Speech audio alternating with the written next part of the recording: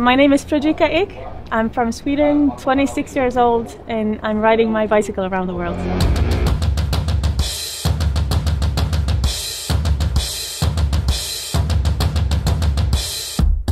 My first trip on a bicycle was a 3-month journey across Europe. And actually at the end of this one was when I first started playing with the idea to go further and to go somewhere where I really didn't know what to expect. The furthest you can get by land from northern Sweden, where I'm from, is to ride towards Asia. And for this, my first big goal, of course, was to go to Singapore. And then my direction was already set, so it's just one at a time, taking the continent from there. So long.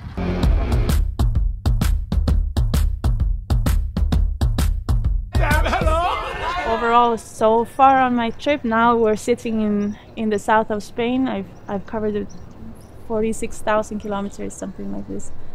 It's what happens between those kilometers that I'm writing about in my diary and that I'm thinking about at night.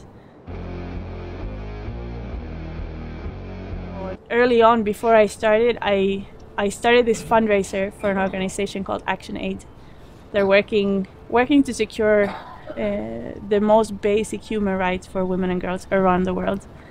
Today we've raised more than 500,000 Swedish kronor, which is 50,000 something euros. This was important to me before I started, but now it's really changed. Like along my trip, this has become so much bigger than it was beforehand. It's my fundraiser is distance based, which means that even on a rainy day and even when I'm having such a good time in a place, I still have this pull to keep going. And I think this has, for me personally, this has been maybe the biggest reason where, to me, actually keeping going slowly but surely for all these years. Starting this, doing my first big mountains in Tajikistan in the Pamir range, I was a bit scared going up to the high passes. Just how will my body actually react on 3,000-4,000 meters altitude? Because I'd never been near something like that before. In South America, my main focus was just getting as high as I could up in the Andes and as far away as possible from everything, just really going rural and going high. And so it was in Peru I had my highest passes on the bike, which was I think 3 times I was above 5,000 meters of altitude.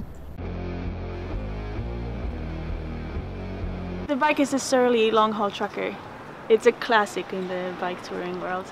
It's changing a lot with different seasons and depending on where I am. So at the moment in the south of Spain, I've been going, I'm coming from Africa, so I'm not carrying too much winter stuff or anything like that. This is my home with of course I have the tent, the mattress, the sleeping bag, everything in here. I have a lot of stuff from Sea to Summit, which is really a favorite brand for me, like anything from these dry bags to mattresses to sleeping bags. If I can get it from them, I usually do. When you start a trip like this, you're really cautious with weight and what to bring, and you're not overdoing it at all. Then in reality, when you start, you realize that you don't even need half the stuff you brought. I don't want to wear one pair of socks too much, but then if there is a sale on like peanuts, I'm getting 2 kilos. So.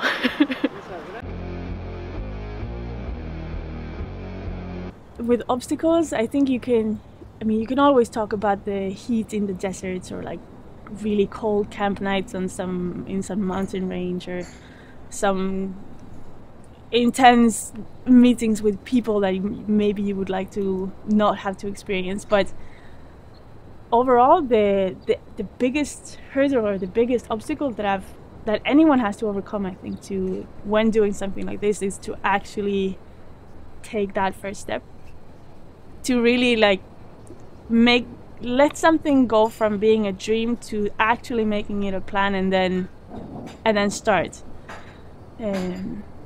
All of those things that are in our mind, when you actually put them to the test in reality, it's not as bad as maybe your mind is is imagining things to be. And yeah, so most difficult thing after almost 3 years now is definitely day one and actually starting. What these years have taught me a lot, I think, and what I'm really grateful for is just actually being able to see what this world and what people are actually about.